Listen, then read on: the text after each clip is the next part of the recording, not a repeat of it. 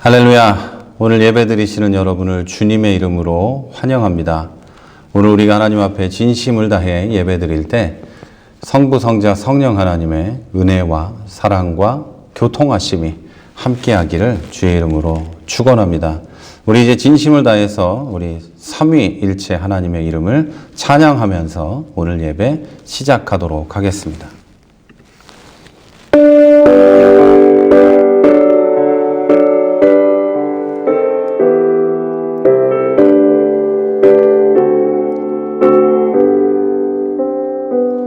찬양 성부 성자 성령 성삼위일체께 영원 무궁하기 같이 영광을 돌리세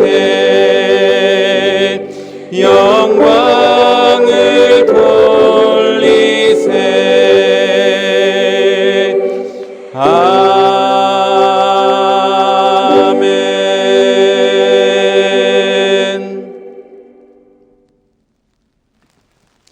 아멘. 우리 이제 일주일 동안의 삶을 돌아보면서 참회와 감사의 기도를 올려드리겠습니다. 다 같이 기도하겠습니다.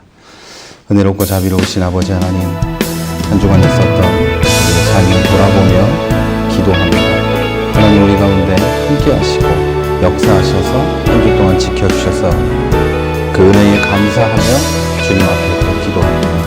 하나님, 나를 살게 하시고 어렵고 험악한 세상에서도 내가 오늘도 예수를 예배하게 하심을 감사합니다. 또 우리 가족 가운데 주님의 은혜를 붙잡고 지금까지 살게 하셔서 그것을 또 감사합니다. 우리 가족이 또 내가 사랑하는 사람들 가운데 급한 소식이 오가지 않게 해주시고 주의 은혜로 머물게 하여 주심을 감사합니다. 건강 지켜주셔서 감사하고 또 우리가 아직도 이 세상에 살면서도 주의 이름을 놓지 않고 견디고 있게 하심을 감사합니다. 하나님, 그러나 기도하옵는 것은 우리 가운데 하나 둘 죄악이 있음을 고백합니다. 주님의 뜻대로 살지 못하고 주님의 이름을 높이며 살지 못하고 오히려 나의 뜻대로, 세상의 뜻대로, 악한 사탄 마귀의 뜻대로 살고 또 더 나아가서 하나님 주님의 은혜를 저버리고 세상 가운데서 방황하며 살았던 것도 또 주를 원망하며 살았던 것도 하나님, 나의 죄를 용서하시고 드리는 예배가 온전한 것이 되게 하여 주시옵소서. 지금 이 시간에 회개하고 참회하며 돌아서기를 원하고 하나님의 이름을 높이며 예배하기 원하고 감사와 찬양을 돌리기 원하고 하나님, 회개하기 하나님 그들을 용서하여 주시고 하나님 이들의 예배를 받아 주옵소서. 깨끗하게 하여서 드리는 예배가 온전하게 하시고 주님 받으실 만한 것 되게 하여 주옵소서. 감사와 찬양과 영광을 돌리고 예수 그리스도의 이름으로 기도했습니다. 아멘. 우리 이제 이어서 주님께서 가르쳐 주신 기도로 기도합니다. 우리 다 같이 주기도문으로 함께 기도하겠습니다. 하늘에 계신 우리 아버지여, 이름이 거룩히 여김을 받으시오며 나라에 임하옵시며 뜻이 하늘에서 이룬 것 같이 땅에서도 이루어지이다.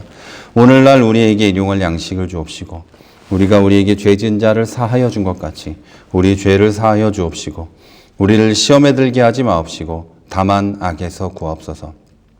나라와 권세와 영광이 아버지께 영원히 있사옵나이다. 아멘. 우리 이제 공동기도의 제목을 놓고 함께 기도하도록 하겠습니다.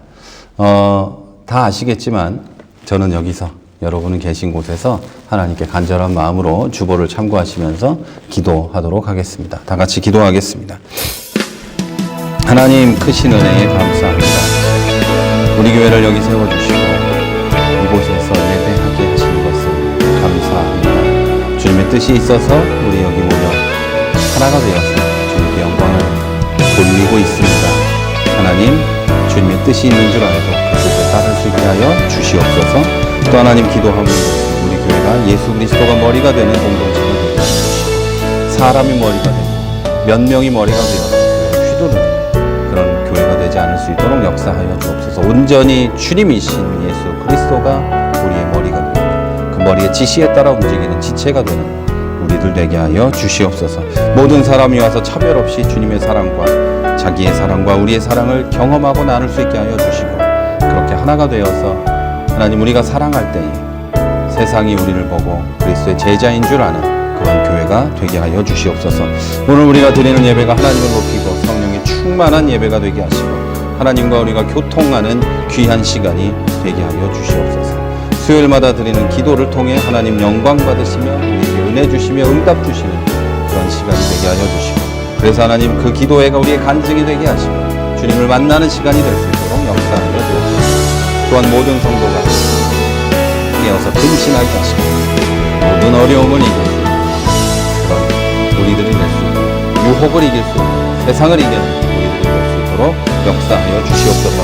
끝나지 않고 나날이 늘어만 가는 코로나19 때문에 많은 사람들이 지치고 고통받고 있습니다. 하나님 우리를 불쌍히 여겨주시고 또 하나님 우리를 용서하여 주시고 모든 것으로부터 벗어날 수 있도록 주님 은혜를 베풀어 주시옵소서.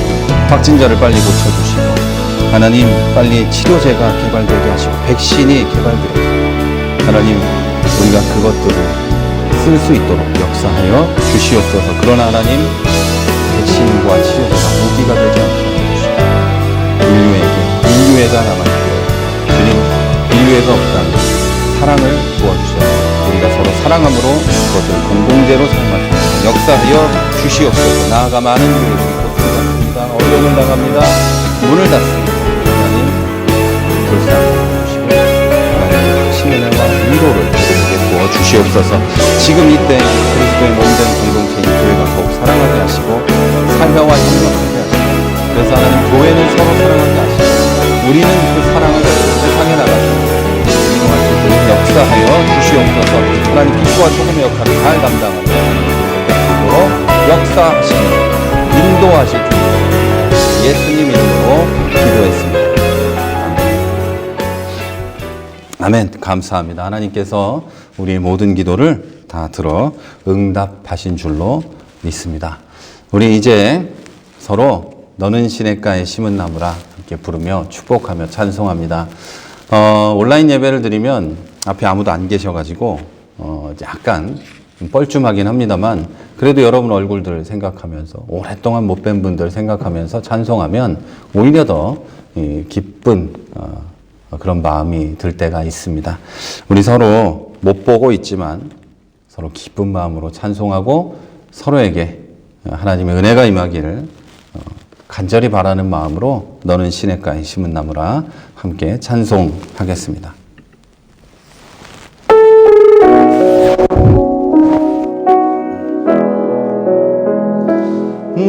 너는 시냇가에 심은 나무라 하나님의 사랑 아래 믿음 뿌리 내리고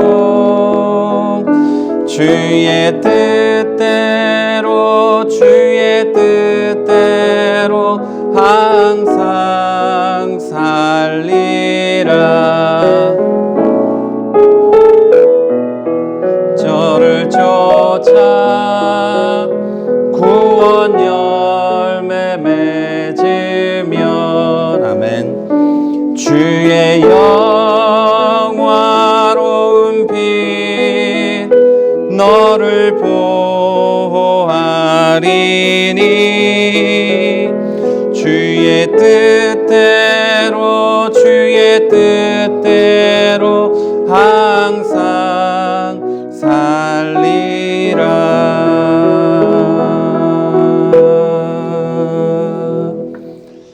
아멘. 아멘. 네, 우리 같이 혹시 예배 드리는 분이 있다면 사랑합니다 라고 고백해 보겠습니다. 여러분 사랑합니다. 하나님 은혜 가운데 오늘 예배가 하나님의 성령이 충만하고 사랑이 충만하고 또 우리의 사랑이 서로 교통되는 시간이 될 수 있게 되기를 바랍니다. 교회 소식을 전해 드리도록 하겠습니다. 코로나19가 다시 창궐하고 있는데요. 그 창궐하는 정도가 아니라 이제 뭐 1000명에 육박하고 있습니다. 하루 확진자가요. 우리나라가. 네.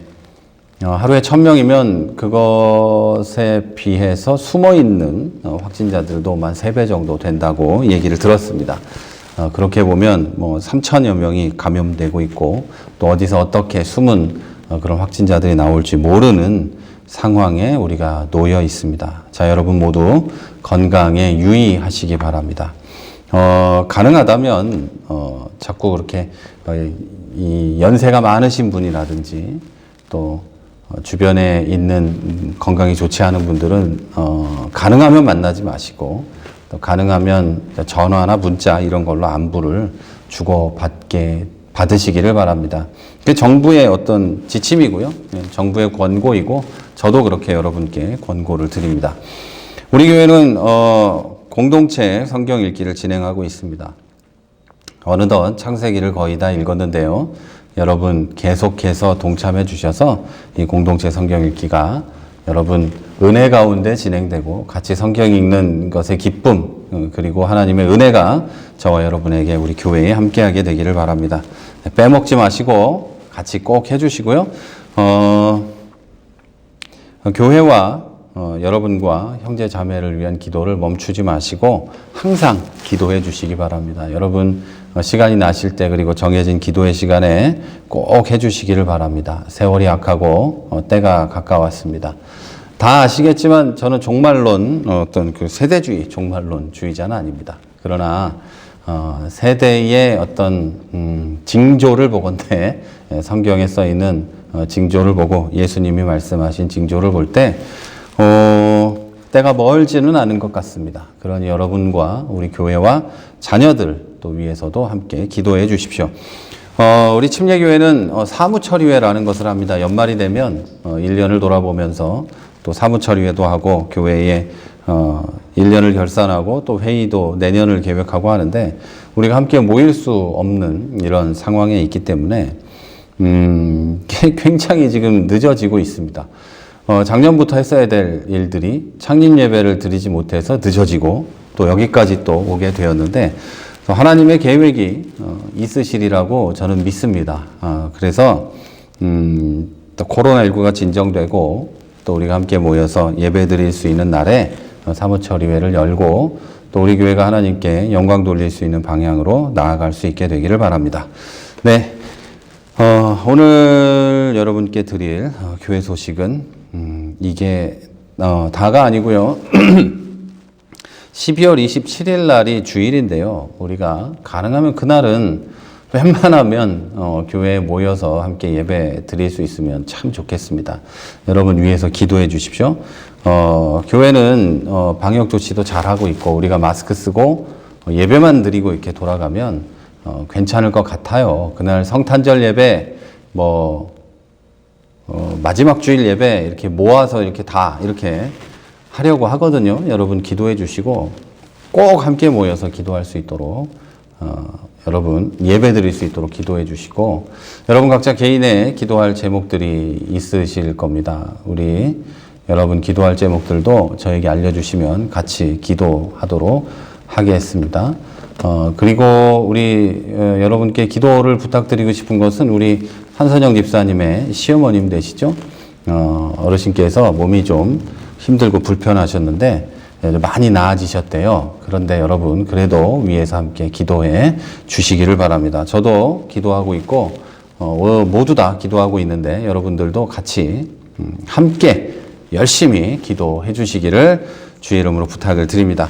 이제 우리 다 같이 하나님 말씀을 봅니다. 오늘 보실 말씀은 이사야 53장 2절에서 3절 말씀입니다. 이사야 53장 2절에서 3절까지의 말씀을 함께 보도록 하겠습니다.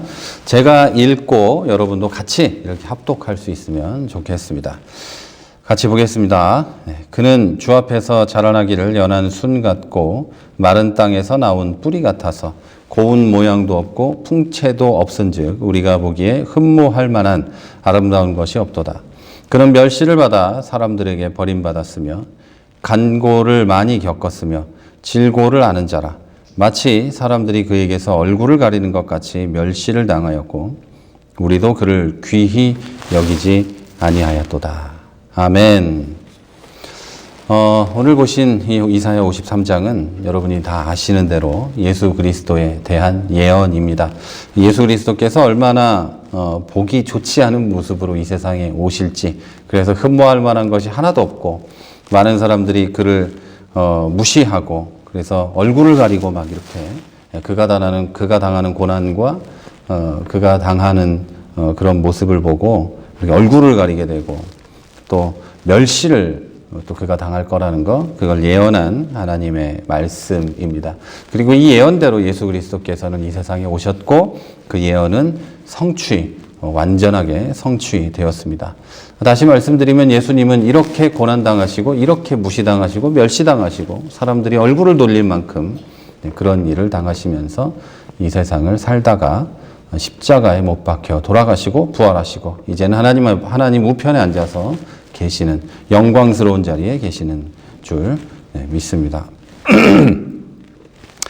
하나님의 아들이 이 세상에 오신 사건, 곧 성육신하신 예수님을 기념하는 성탄절이 얼마 남지 않았습니다.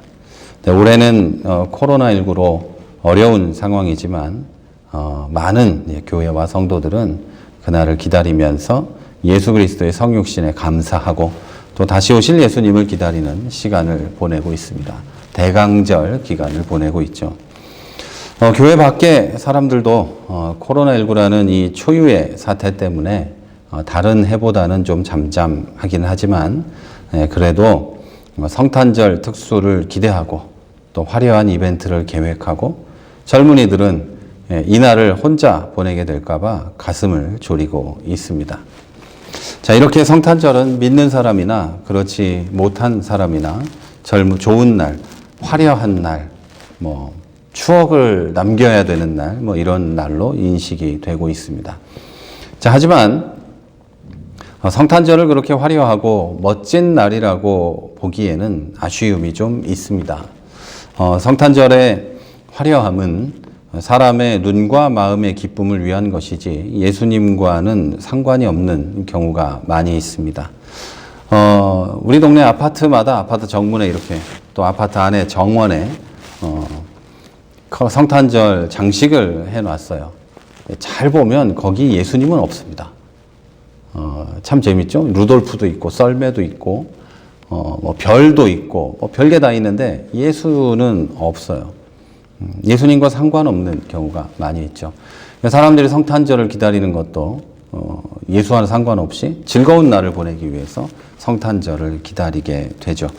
게다가 이제는 성탄절인데 예수의 이름도 없고 그저 좋은 휴일로 생각되는 상황입니다. 그래서 해피 홀리데이라고 하죠. 해피 홀리데이라고 하지 메리 크리스마스 이런 얘기는 하지 않습니다. 종교 차별이다 이렇게 해서 미국에서는 오래전부터 해피 홀리데이라고 부르고 있습니다. 물론 이렇게 된 데는 교회의 책임이 가장 큽니다. 크리스마스라는 이름을 지켜야 되었다 이런 뜻이 아니라 교회는 그동안 성육신을 즐거워하기만 했지 하늘 보좌를 버리신 예수께서 이 세상에 오셔서 무엇을 남기셨고 그 유산을 보면서 우리는 무엇을 해야 하는가에 대한 생각은 또 그걸 실천하는 것에 대해서는 많이 놓쳐왔습니다. 그래서 교회들도 세상에 편승해서 캐롤 부르고 파티하면서 세상에 사람들은 고생하고 고통받고 있음에도 불구하고 교회는 화려하게 장식하면서 이날을 보내고 예수의 이름도 유산도 없는 크리스마스가 되고 말았습니다. 이게 제가 본 문학 작품 중에는 가장 명확히 드러나 있는 게 성냥팔이 소녀입니다. 문학 작품이라 그래 놓고 동화를 얘기하는데 하여튼 제가 문학기 소양이 짧아서 그런지 그렇습니다. 거기 보면 좀 가진 사람들 그리고 예수를 믿을 거라고 생각되는 어떤 가정은 그 안에서 성탄절 노래를 부르면서 성탄절 케이크도 먹고 밖에서 성냥을 팔고 있는 그 얇은 옷을 입고 신발도 벗겨진 그 어린 소녀와 같은 나이 또래일 거라고 보이는 어떤 여자아이와 또 어른들, 부모들 이렇게 앉아서 노래도 부르는데 밖에서는 그렇게 아이들이 고통받고 죽어가고 있었죠. 그럼에도 불구하고 많은 사람들은 성탄절을 즐기고 성탄절에 예수 그리스도의 오심과 우리를 기쁘게 하심, 우리를 구원하심을 찬양해 왔었죠. 그런데 밖에서 가난하고 고통받는 가진 게 없고 부모가 없고 했던 아이들은 그렇게 고통스럽게 죽어갔습니다. 성냥팔이 소녀도 결국에는 얼어서 죽는 이야기죠. 성냥으로 몸을 녹이려다가 얼어서 죽죠.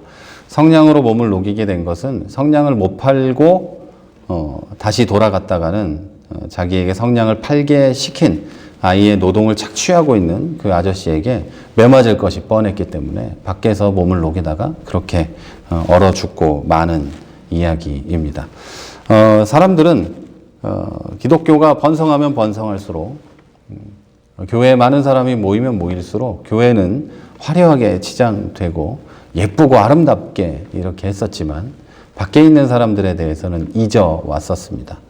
물론 우리나라는 약간 좀 특별한 경우라서 교회들이 많은 어린아이들과 가난한 사람들을 도와왔습니다. 물론 지금까지도 그랬고 그렇지만 우리가 그렇게 조금씩 도와왔다는 것에 만족할 것이 아니라 이 성탄절을 화려한 날이라고 보내는 것보다는 예수께서 이 세상에 온 것을 기념하고 그분이 남기신 왜 그렇게 왔는지를 기억하고 또 그대로 우리도 행하려고 노력하는 날이 되어야 될 줄로 믿습니다. 이런 이유로 저는 연말까지, 연말이 되는 날까지 주일에 예수님께서 세상에 오셔서 무엇을 남기셨는지를 말씀드리고 성도는 이제 무엇을 해야 할 것인가를 함께 고민해 보려고 합니다. 자, 그 첫 번째로 오늘은 낮아지는 것에 대한 예수님의 열정과 죽음을 삶으로 바꾸는 예수님의 열정에 대해서 말씀을 드리려고 합니다. 저는 체코에 가가지고 처음으로 에스프레소를 배웠습니다. 당시 부목사로 있을 때 여기 교회 담임 목사님이 집에 커피 머신이 있었어요. 근데 에스프레소를 맨날 드시더라고요. 근데 저는 뭐 썩 쓰고 커피를 마시지 않았었어요. 그때까지만 해도. 제가 대학교 때 커피 한 잔을 마시고 거의 뭐 졸도할 뻔한 적이 있어가지고 운전하다가 거의 뭐 그때 순교할 뻔한 적이 있어서 이 커피를 안 마셨었는데 그때부터 이제 체코에 가가지고 그 에스프레소 드시는 걸 보고 배우기 시작했습니다. 솔직히 뭐 별다른 이유는 없었고요. 이제 그 목사님과 또 다른 목사님들도 다 커피를 드시더라고요. 그래서 다른 목사님들 그리고 또 희한하죠. 거기에 있는 성도님들은 커피를 다 드세요. 에스프레소도 드시고 뭐 아메리카노는 뭐 당연히 뭐 드시고 룽고라고 하는 그런 커피도 드시고 뭐 그렇기 때문에 어쩔 수 없이 뭐 어울리려면 커피를 마셔야 했습니다. 저는 커피를 안 마셔요. 이게 더 이상 특별한 게 아니고 약간 좀 어울리는 걸 거부하는 그런 느낌이었습니다. 그때 처음으로 커피에 대해서 좀 자세히 알게 됐고 하루에 지금은 꼭 하루에 한 잔씩은 마시게 되었습니다. 여러분도 뭐 다 아시겠지만 그리고 뭐 누구나 아는 사실이지만 커피 가운데 가장 비싼 커피는 루왁 커피입니다. 루왁 커피. 뭐 다 아시겠죠? 이 커피의 원두는 100g에 30만 원 정도 한답니다. 그리고 한 잔에는 5만 원 정도 한다는데 서민들은 뭐 상상도 못할 가격이죠. 5만 원에 한 잔이면 스타벅스 4,100원짜리 커피로 치면은 10잔 먹고 조금 남는 그런 돈이죠. 10명한테 커피를 다 쏘고 내가 그냥 스타벅스로 이제 한방 플렉스 했다 뭐 이런 거 할 수 있는 돈인데 이 커피는 한 잔짜리입니다. 뭐 당연히 저는 안 먹어봤고요. 본 적도 없습니다. 그런데 어떤 사람들은 이 커피를 또 매일 한 잔씩 먹기도 한답니다. 이 커피는 인도네시아에 있는 수마트라 섬에 있는 루왁이라는 이제 사향 고양이가 있는데 그 사향 고양이가 먹고 배설한 커피 콩으로 만듭니다. 커피 열매를 먹고 이제 커피 콩이 이제 배설되는데 그걸로 만든다는 거죠. 아이러니한 겁니다. 짐승의 더러운 배설물 가운데서 가장 비쌀 뿐만 아니라 누구나 한 번쯤 마셔볼 가치가 있다고 생각하는 그런 커피가 만들어진다는 것이죠. 창조주 하나님의 아들이신 예수님의 성육신은 로마 제국의 식민지였던 유대의 작은 동네 베들레헴에서 일어났습니다. 가장 귀하신 분이 가장 작은 동네에 가장 낮은 자리에 태어난 이야기입니다. 예수님이 태어난 곳은 집도 아니었고 여관도 아닌 짐승의 우리였습니다. 누울 곳이 없었던 아기 예수님은 짐승의 밥그릇에 누워 있었습니다. 예수님이 스스로 누운 게 아니고 이제 눕혀졌던 거겠죠. 자, 우리는 이걸 두고 주님이 낮은 곳으로 오셨다라고 표현합니다만 저는 그것보다는 주님이 낮은 곳을 선택하셨다라는 게 더 정확한 표현이라고 생각합니다. 자, 그것도 사람은 강제로 집어넣지 않으면 가지 않을 만한 곳, 그렇게 낮은 곳, 짐승의 우리를 선택하시고 그곳으로 직접 오신 것이죠. 자, 이런 식으로 제가 표현할 때마다 불쾌해하는 성도님들도 계셨습니다. 그런데 저는 오히려 이것이 더 거룩한 표현이다, 더 정확한 표현이라고 믿습니다. 뭐 신성모독적인 표현이 아니고 더 정확하고 더 거룩한 표현이라고 저는 확신합니다. 예수님께서는 당시에 유대교 권력을 잡고 있던 사람들, 그래서 종교를 통해서 높은 자리에 앉아서 사람들을 속박하고 착취하던 자들과 정확히 반대의 모습으로 오셨고 앞으로 어떻게 살아갈지를 명확하게 세상에 보여주시기 위해서 그렇게 오셨기 때문입니다. 그래서 저는 그 예수님이 오신 그 장면 그리고 돌아가시는 그 장면을 정확히 묘사해야 자꾸 오해하지 않고 이 세상에 살아가던 장면도 정확히 묘사해야 우리들이 오해하지 않고 예수님을 정확히 알고 그분이 남기신 걸 따르면서 살아갈 수 있다고 믿습니다. 자, 이렇게 세상에 오신 예수님은 아기 때 당시 최고 권력자였던 왕이죠. 헤롯 왕의 살해 위협을 피해서 이집트로 도망갑니다. 그래서 거기서 도망자로 살고 언제 다시 유대로 돌아왔는지 모르지만 유대로 다시 돌아와서는 아주 작은 마을 나사렛에서 아버지의 목수 일을 도우면서 살았습니다. 하나님의 아들이신 분이 명예와 돈과는 하나도 상관없는 삶을 살았다는 겁니다. 우리의 개념으로 치면 상당히 어려운 일일 뿐만 아니라 왜 그렇게 살아? 라고 생각할 만한 일이죠. 하나님의 아들이 굳이 짐승 우리에서 태어나셔가지고 왕을 피해서 죽임을 피해서 도망이나 치고 그러다 다시 돌아와가지고는 그 가난한 나사렛이란 동네에서 목수 일을 하면서 험하게 사셨다라는 거죠. 그러면서 돈이나 명예와는 아무 상관없는 그런 삶을 사셨다는 거죠. 전에도 한번 말씀드린 바 있습니다만 예수님께서 목수셨는데요. 그 당시에 목수는 석수장이에 더 가까웠습니다. 돌을 만지는 막 그런 험한 일을 하는 사람이 험하고 사람이 나쁘고 그런 뜻이 아니라 일 자체가 험하고 위험하고 이런 일을 하셨다는 거죠. 실내에서 일을 하기보다는 밖에서 일을 해야 하고 그런 어렵고 힘든 일을 하시면서 살았다는 거죠. 그렇다고 해서 요즘처럼 그런 어려운 일이나 이런 것들이 대접받는 상황도 아니었고 무시당하고 그랬던 상황이었죠. 사시던 나사렛도 역시 그런 곳이었죠. 제가 여러 번 말했죠. 나사렛에서 무슨 선한 게 나겠냐. 이런 말은 한 사람이 하는 말이 아니고 그 당시에 그냥 하던 말이었습니다. 야, 나사렛 같은 데서 무슨 선한 게 나오냐. 이런 말을 하는 그런 동네에서 자라셨습니다. 완전히 흙수저로 태어나서 고되게 노동만 하다가 결국엔 권력과 돈의 희생양으로 돌아가신 그분이 바로 예수 그리스도십니다. 여기서 주목하셔야 하는 부분은 이 모든 이야기가 하나님의 아들이 낮아지려는 열정에 의한 선택이었다는 점입니다. 예수님의 흙수저 삶은 공생애를 시작하시던 30살쯤에도 별로 달라지지 않았습니다. 시골 청년 예수는 광야에서 생활하던 그냥 유명하기는 했지만 비주류 선지자였던 요한을 찾아가서 침례를 받습니다. 주류도 아니고 정만 많았고 했던 요한에게 침례를 받고 인류 구원의 사명을 위한 삶을 시작하셨다는 겁니다. 이렇게 태어나면서부터 계속됐던 예수님의 흙수저 인생을 보면 예수님이 십자가 앞에 섰을 때 주위 사람들의 반응이 살짝 이해가 됩니다. 제자가 12명이었는데 예수님이 흙수저 삶을 계속 봤을 거 아니에요. 얘기도 들었고. 제자가 그 12명이었는데 그들 가운데 한 명은 예수님을 은 30에 팝니다. 은 30은 뭐 노예 한 사람 값 정도 되는 거였고, 예수님을 노예 한 사람 뭐 정도 되는 가격에 그냥 팔아 넘겼고, 또 한 명은 저주를 하면서 예수님을 3번이나 모른다고 부인하고, 나머지 싹 다 도망갔고, 예, 그래요. 그런데 제가 말씀드린 그 2명 있죠. 팔아먹은 사람, 저주한 사람, 이 중에 하나는 그 공동체의 제자 공동체의 재정을 맡은 사람이었고, 또 하나는 수제자였습니다.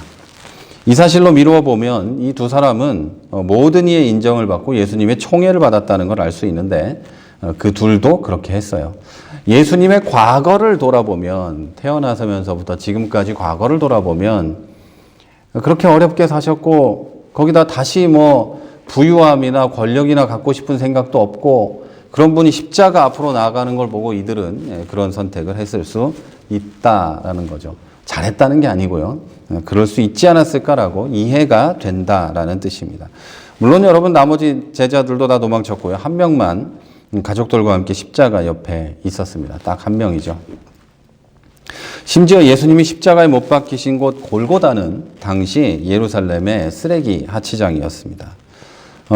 예수님은 짐승우리에서 태어나셔서 쓰레기장에서 돌아가셨다는 뜻입니다.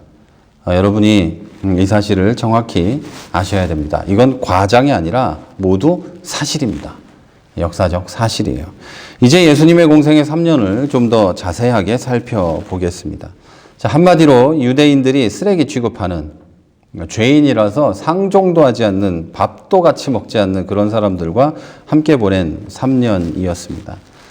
예수님이 함께 어울렸던 세리, 세무공무원이죠. 지금이야 뭐 공무원이지만 그 당시만 해도 로마의 앞잡이였습니다. 로마의 앞잡이일 뿐만 아니라 거두지 않아야 되는 그런 세금까지도 착취해가지고 가난한 사람들, 유대인들을 피 빨아먹는 아주 모기보다 못한 인간들이었습니다. 그리고 예수님이 같이 어울렸던 창기들은 다 아시지만 음란한 짓으로 돈을 버는 사람들이었습니다. 하지만 예수님은 그들의 친구였습니다. 또 각종 접촉 금지 환자들, 유대 율법에 있는 그런 환자들과 다른 죄인들도 예수님과 함께 있었습니다. 정리 한번 해볼까요? 한 인간으로서의 예수는, 그 삶은 짐승의 우리에서 시작되었고, 사명자로서의 삶은 광야의 무명 선지자를 통하여서 시작되었고, 그 사역은, 그렇게 시작된 사역은 인간, 죄송한 표현입니다만 그 당시에는 이 사람들은 그렇게 봤어요. 인간 쓰레기들을 찾아다니면서 하셨고, 마무리는 쓰레기 하치장에서 하셨습니다. 이게 예수님의 인생이었어요. 제가 다시 말씀드리지만, 제가 눈길을 끌기 위해서, 또는 주목을, 똑같은 말이군요. 또는 뭐 여러분이 좀 더 이렇게 그렇구나라는 격한 감정을 느끼게 하기 위해서 이런 표현을 쓰는 게 아니고요. 사실입니다. 예, 사실이에요. 오히려 이렇게 표현하지 않고 뭐 고귀하게 표현하는 것 자체가 예수님의 목적을 오해시키는 거라고 저는 생각합니다.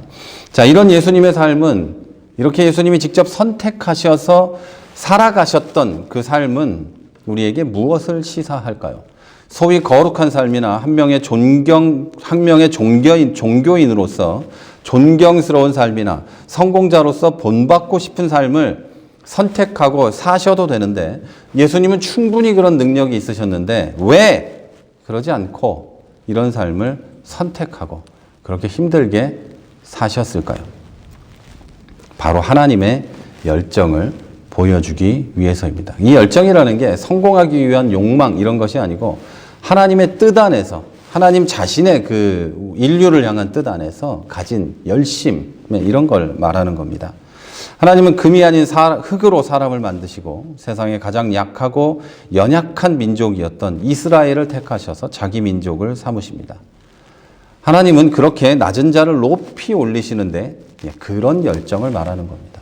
결국은 예수 그리스도를 통해서 죄인을 구원하시고 하나님의 자녀를 삼으시죠. 죽어 마땅한 우리를 구원하시고 하나님의 아들로 삼으셨다, 딸로 삼으셨다는 거죠.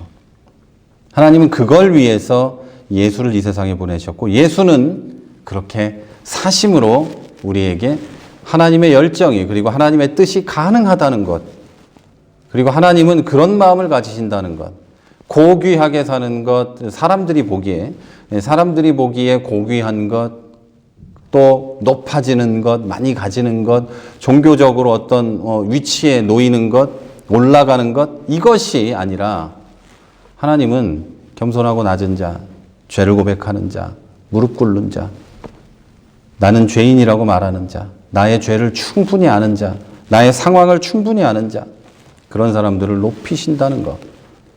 여러분, 그것을 위해서 예수는 오셨고 하나님은 그것을 하기 위해서 열정을 가지고 예수를 이 세상에 보내신 것입니다. 예수님은 이걸 보여주기 위해서 세상의 낮고 낮은 곳에 약하고 천한 모습으로 오셨고, 스스로 무시당하고 스스로 버림받는 자가 되고, 무시당하고 버림받고 천박하게 여겨지는 사람들의 친구가 되시고, 결국은 저주의 십자가에서 죽으셨습니다. 자, 그렇게 예수님은 가장 낮은 곳으로 오셔서 지금은 가장 높은 하나님 오른편에 영광스럽게 머물고 계십니다. 그리고 예수님은 그곳에서 우리의 중보자가 되고 계십니다. 약하고 천하고 낮아서 우리 스스로는 하나님께 찾아갈 수도 없고 구원받을 수도 없고 매일매일 넘어지고 죄를 범하는 우리를 위한 중보자가 되셨다는 거죠. 어떻게 해요? 예수님은 우리를 아시죠. 그렇게 사셨으니까요. 우리같이 연약한 마음을 아시고 가난한 자의 마음을 아시고 넘어져 본 자들의 마음을 아시고 인간이셨기 때문에 예수님은 그곳에서 우리의 중보자가 되어 계시는 겁니다.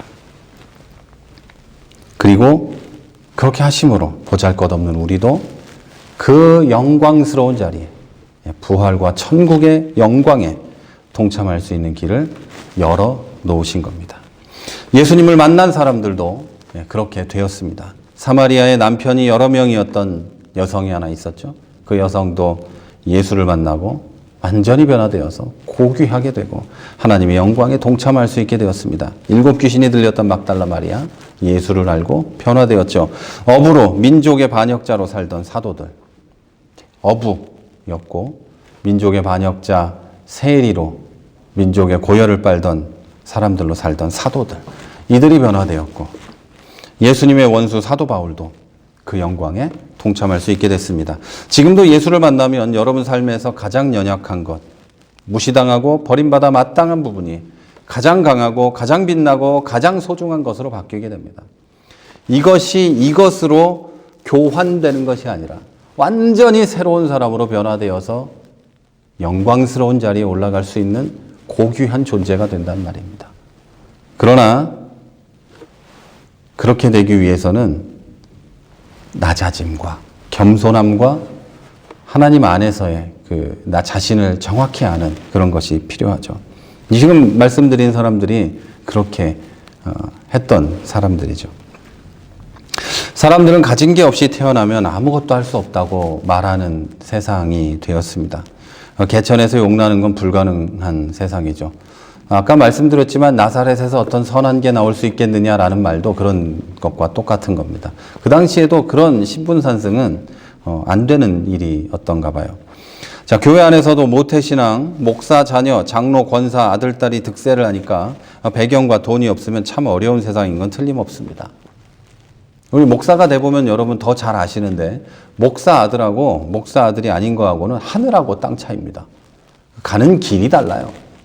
그래서 굉장히 어려운 세상이에요. 뭐 부자들, 기업이 있는 사람들, 기업의 회장들, 돈이 있는 사람들, 뭐 재산이 있는 사람들 전부 자식들한테 물려주죠.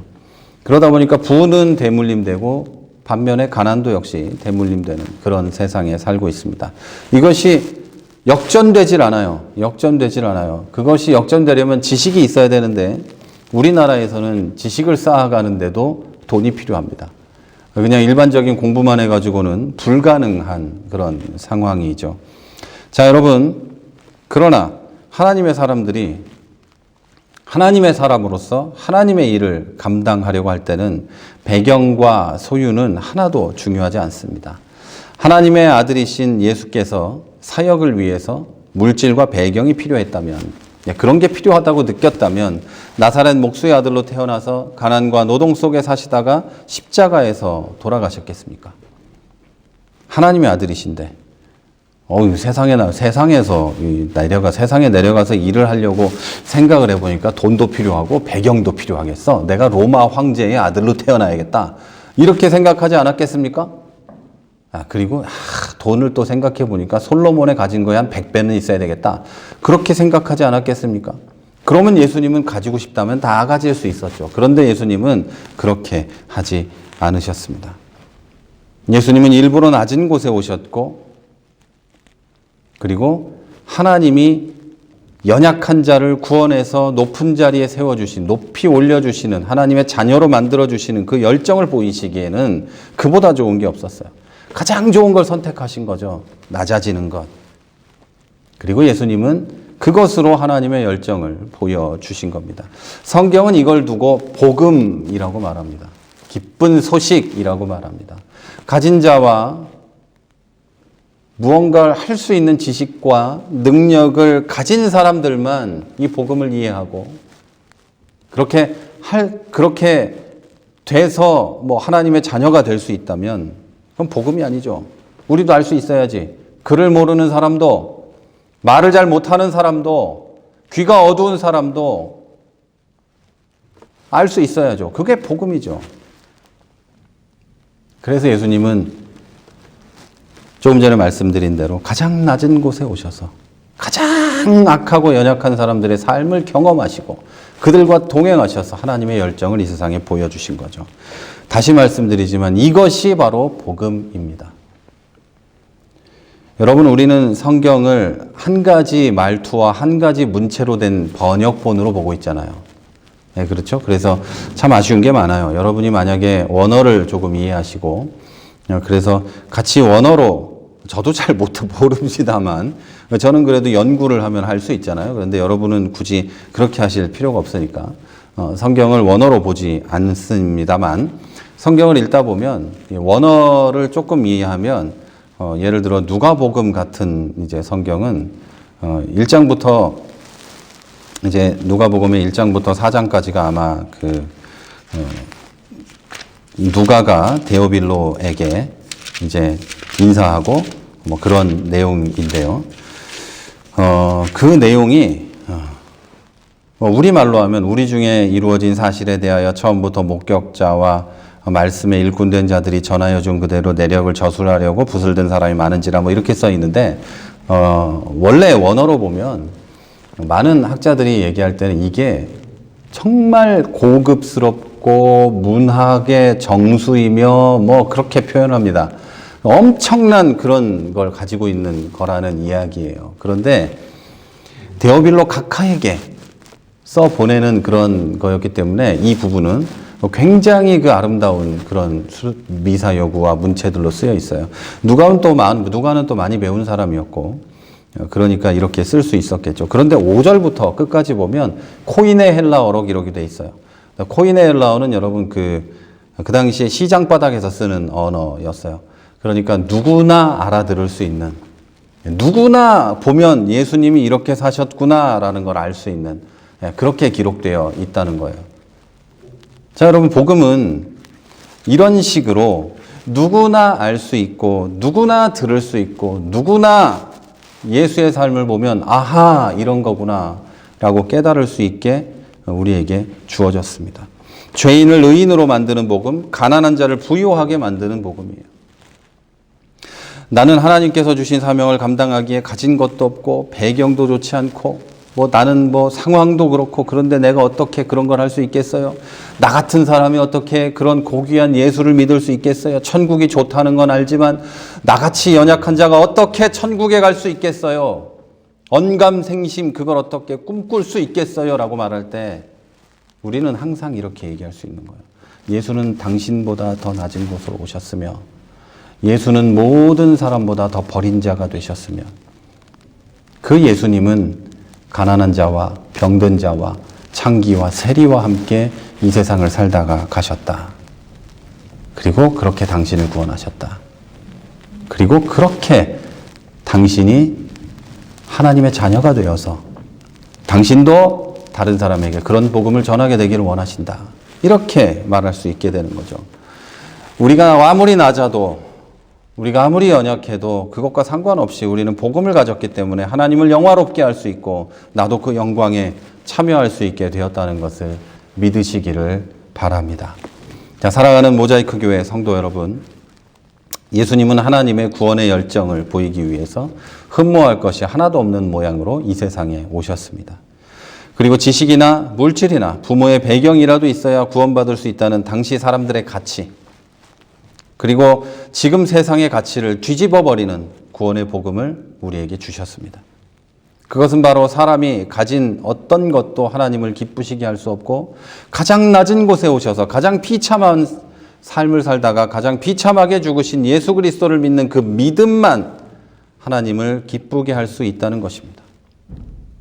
여러분에게 아무것도 없어도 예수 그리스도를 믿으면 여러분은 온 우주의 창조주이시며 지금도 온 우주를 운행하고 섭리하고 계시는 그 하나님을 기쁘시게 할 수 있고 여러분의 죄나 여러분의 상태나 이런 것과 상관없이 여러분은 그분의 자녀가 될 수 있는 줄을 믿으시기를 바랍니다.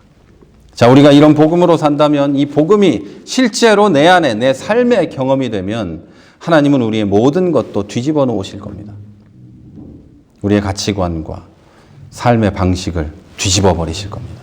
돈을 쫓고 세상적인 성공을 쫓고 더 가지기 위해서 뛰어다니고 그러던 내 삶의 가치관과 방식을 돌려놓으신다는 거예요.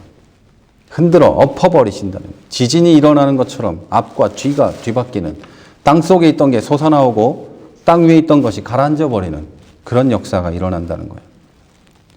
우리가 볼 때 최악의 상황을 통해서 최선의 것을 만들어내시고 구원받을 수 없는, 구원이라고는 생각도 할 수 없는 나를 구원하신 것처럼 내가 높아지려고 하면 나를 낮추시고 내가 낮아지려고 하면 나를 높이시고 내가 그런 것, 세상의 가치관을 쫓아다닐 때 이루지 못했던 것을 내가 오직 예수 그리스도만을 쫓을 때 더 많은 것을 이루게 하시고 더 많은 것으로 하나님께 영광 돌리게 하시고 더 많은 것을 세상과 사람들에게 나눌 수 있게 하신단 말입니다. 저는 그런 사람들의 간증과 그런 사람들이 기록해 놓은 책들과 이런 것을 많이 경험했어요. 그런 사람들도 봤어요. 아무것도 아니었고 부모와 형제들에게 완전히 버림받아서 고와 같이 살았던, 시장 구석에서 음식이나 주워 먹던 사람이 지금 우리나라에서 가장 유명한 순회 선교사 중에 한 분이 되어 있어요. 여러분, 그리고 그분을 통해서 수많은 사람들이 구원을 받고 있어요.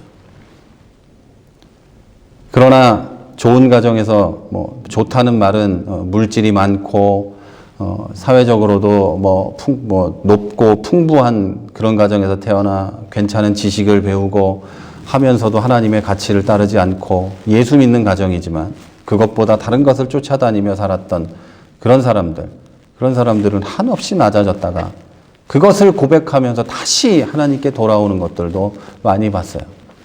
어떤 목사님은 예수 믿는 사람은 아니었지만 돈을 수백억씩 벌다가 나쁜 것들에 물들어 있다가 하나님의 부르심을 받고 돌아와서 지금은 가난하지만 복음을 전하는 사람으로 살고 있어요. 한없이 버림받고 낮아졌다가 다시 하나님 앞에 돌아온 경험도 많이 봤습니다. 자, 여러분, 하나님은 우리가 볼 때 최악의 것을 통해서 최선을 만드시고 우리가 볼 때 최선의 것을 통해서 하나님은 그걸 뒤집어 엎어서 다시 우리를 낮아지게 하시고 다시 올리시는 분이라는 걸 믿으시기 바랍니다. 따라서 여러분이 선택할 것은 무엇입니까? 그렇게 낮게 오셔서 낮은 자리에서 살다 가신 예수 그리스도의 삶을 보면서 우리가 느끼고 이제 추구해야 될 삶은 무엇입니까? 자, 여러분, 우리 더 내려갑시다. 일부러 가난하게 되겠다. 일부러 뭐가 되겠다. 이런 말을 하는 게 아니에요. 내가 그러하다는 것을 인정하면서 살자는 거죠. 나는 구원받을 자격이 없고 그러나 하나님이 나를 구원하시고 나를 사랑하시고 예수의 이런 삶을 통해서 나를 구원하셨다는 걸 인정하자는 거예요. 겸손하자는 겁니다. 우리 가운데 자격과 가치가 있는 사람이 누가 있습니까? 여러분, 가장 귀한 커피는 고향이 변을 씻어서 만든다는 이야기를 설교 서두에 했습니다. 자, 그렇게 하나님은 우리가 그렇게 낮아지면 우리를 씻어서 깨끗하게 하셔서 높이시고 은혜를 더하실 줄로 믿습니다. 가장 귀하게 만들어 주실 줄로 믿습니다. 여러분, 이런 사실을 믿음으로 여러분의 삶이 겸손하고 낮아지게 하십시오. 그래서 낮은 자를 높이시는 하나님을 여러분 개인의 삶에서 경험하게 되시기를 바랍니다. 물론 여러분, 우리는 지금도 연약합니다. 우리 중에 높고 고귀한 사람이 얼마나 있겠습니까? 그러나 현실이 연약한 것과 우리가 실제로 겸손한 것은 다릅니다. 현실에 가진 거 아무것도 없어도 교만한 사람 많이 있습니다. 자, 여러분, 현실이 어떠하든 간에 하나님 앞에, 사람 앞에 겸손하게 되시기를 바랍니다. 그래서 우리가 실제로 겸손하고 낮아지려고 했을 때 하나님은 우리를 통해서 버림받은 모퉁이 돌이 귀한 교회를 세우는 놀라운 일을 하게 될 줄로 믿습니다. 그래서 이 세종시와 대전과 보령과 나아가서 우리나라와 전 세계에 하나님이 원하시는 참된 교회의 본을 보이는 교회를 세우실 거라고 믿으시기를 바랍니다. 또 여러분 자신도 겸손히 하나님을 바라보고 낮아지기를 애쓰시기 바랍니다. 자, 그러면 하나님은 여러분을 높이 들어 사용하시고 여러분을 영화롭게 하실 줄을 믿습니다. 자, 저는 저와 여러분이 이렇게 되므로 그리스도 예수께서 우리에게 보이신 죽음으로 생명을 살리는 하나님의 마음과 열정을 경험하게 되기를 바랍니다. 나아가서 그런 우리를 통해서 우리를 만나는 낮은 사람들, 연약한 사람들, 고통받는 사람들, 마음이 가난한 사람들에게 새 생명이 주어지는 역사가 일어나기를 주 예수 그리스도의 이름으로 축원합니다. 우리 이제 한번 기도하겠습니다. 다른 거 다 잊어버리셔도 돼요. 여러분 기도하실 때 하나님, 내가 겸손하게 해주십시오. 나를 구원하신 하나님을 기억하게 해주십시오. 하나님의 열정이, 그리고 예수 그리스도의 열정이 어떤 일을 하게 했는지, 어떤 일을 하셨는지를 기억하게 해주십시오. 내가 겸손하여서 나도 그 열정을 가지고 사람들을 구원하게 해주옵소서. 그리고 내가 겸손하여서 겸손한 나를 높이 세우셔서 일하시는 하나님을 경험하게 해주옵소서. 우리 교회 그렇게 되게 해주옵소서. 네, 기도하겠습니다. 하나님 크신 은혜를 감사합니다. 이 세상에 낮고 낮은 곳으로 오셔서 우리를 높여주기 위해서, 우리를 구원하기 위해서 그렇게 연약한 자의 자리에 낮은 곳으로 오시는 주님께 감사합니다. 그럼에도 불구하고 우리는 스스로 높아지게 하고 내가 고귀하게 되기를 원하고 내가 고귀하지 않음에도 불구하고 고귀한 거룩한 척하며 살아가는 하나님 회개하오니 용서하시고 깨끗하게 하여 주시옵소서. 이제 우리를 돌이키셔서 온전하고 낮게 하여 주시옵소서.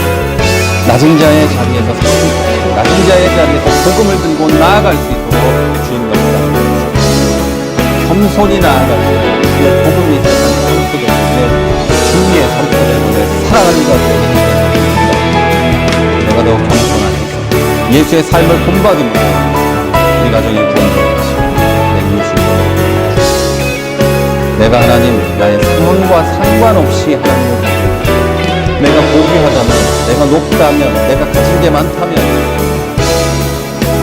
하나님 낮출 수도 있는 그리고 하나님 내가 스스로 겸손하게 하소서. 그러나 하나님 내가 아무것도 없을지라도 용기를 잃지 않고 나를 사용하시는 하나님을 보고 나를 통해 복음을 전하시는 하나님을 보고 하나님 나를 통해서 역사하시는 주님을 이 세상에 연약한 사람으로 가장 가난하고 가장 연약하게 살아가신 예수 그리스도를 기억하고 그 은혜와 사랑을 기억하고 뜻을 기억하면서 살아가는 한 주일이 만나요. 불가능에 맡겨 하시니 감사합니다. 우리의 기도를 응답하시고 우리를 겸손하게 하여 주옵소서. 우리의 삶이 겸손하고 우리의 삶의 방향이, 우리의 모든 것이 겸손하게 하여 주시오.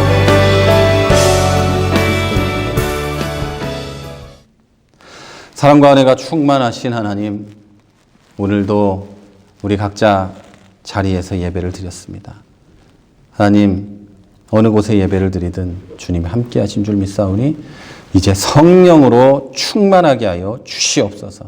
들은 말씀대로 살 수 있는 성령의 능력을 부어주시고, 하나님, 우리 겸손하고 예수님께서 낮아지신 곳까지 우리의 심령과 마음이 낮아지게 하여 주시고, 그래서 나를 통해 복음이 전해지게 하시고, 나의 낮아짐을 통해 예수 그리스도의 열정이, 하나님의 열정이, 구원의 열정이 세상에 전해지게 하여 주시옵소서.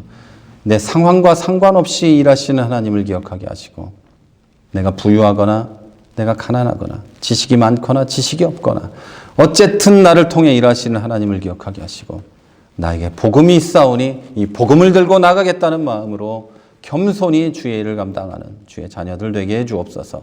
또한 아버지 하나님, 이 세상에 살면서 주의 은혜를 누리게 하여 주옵소서. 우리는 연약하지만 주의 은혜 가운데 살게 하여 주시고, 우리는 부족하지만 은혜 가운데 살 수 있도록 하나님 나를 붙잡아 주시고 넘어지지 않게 하여 주시옵소서. 하나님은 모든 것의 주인이시며 온 세상의 창조주인 줄 믿사오니, 나의 아버지 되신 하나님, 나의 연약함을 돌아보시고 나의 부족함을 돌아보시고, 이 연말에 하나님 나의 마음이 쓸쓸하고 고통스럽지 않게 해주시고, 하나님 안에서 은혜를 누리게 하여 주시옵소서.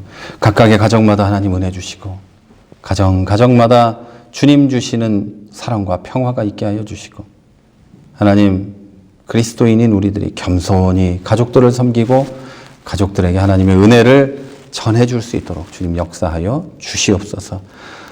하나님, 기도하옵는 것은 몸이 좋지 않은 성도들이 있습니다. 강건케 하시고, 특별히 하나님, 연약하여서 힘든 성도에게 하나님의 손을 얹어주시고 깨끗게 하여 주시고 낫게 하여 주셔서 그 가정에 평화가 있게 하시고 주님의 은혜를 경험케 하여 주옵소서. 하나님, 예수 믿지 않는 가정이 있거든 주님 만나 주시고 예수를 알아 구원받게 하시고 나와 함께 예배할 수 있는 큰 은혜 허락하여 주시옵소서. 오늘도 각양의 예물을 주 앞에 드립니다. 예물 드린 손길들 기억하시고 하나님의 은혜가 그들에게 임하여 주시고, 예물이 사용될 때 하나님 그리스도의 복음이 전해지게 하여 주시옵소서. 일주일 동안 살 힘을 주시고, 일주일 동안 우리들 가운데 급한 소식이 오가지 않게 하여 주시고, 주의 은혜와 사랑 가운데 지키고 보호하여 주시옵소서. 지금은 우리 주 예수 그리스도의 은혜와 하나님 아버지의 무한하신 사랑하심과 성령의 교통하심이 이제 겸손히 살아가며 주의 복음 가운데 복음을 전하며 살아가기 원하는 주의 성도들 머리 위에, 이 교회 위에, 우리의 모든 삶의 자리 위에 이제로부터 영원까지 함께 하시기를 간절히 축원하옵나이다. 아멘.